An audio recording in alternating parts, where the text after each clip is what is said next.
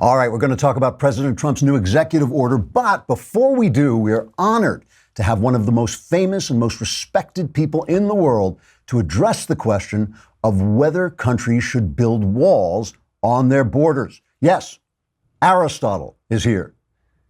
All right, not Aristotle, but a little bust of Aristotle, because obviously Aristotle has been dead for like thousands of years. But he was so eager to be here, he just said, California or bust.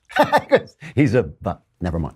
Here is Aristotle in his famous book, Politics, as translated from the Greek by Spencer Klavan, because the Greek is all like Greek and stuff. So here's Aristotle. Some people say city-states that are trying for virtue should not have walls, but those people's beliefs are out of date. They can see proof of that for themselves by looking at what happens to other city-states that put on that kind of display. True enough. When your enemies are evenly matched and similar in number, it's not the best thing to rely on the strength of your walls for safety. But sometimes there are just too many attackers for human beings to fight back with virtue alone.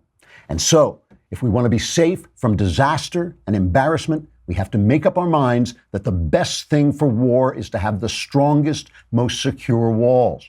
Asking city-states not to put up walls is like trying to make your territory an easy target by flattening all its hilly terrain, or like not even putting up walls around a private citizen's house because you think the people who live there will become cowards. And we shouldn't forget, city-states that put up walls can use them in two ways. They can act as if they had walls and as if they didn't. City-states without walls can't do that. So in fact, people shouldn't just put up walls around their city-states. They should also work hard to make sure that those walls are as beautiful as the city-state deserves. The Trump wall, oh, will that be a beautiful wall? And that the wall should meet every military need. Attackers work hard to find out how they can gain the upper hand, and defenders should work just as hard at defense.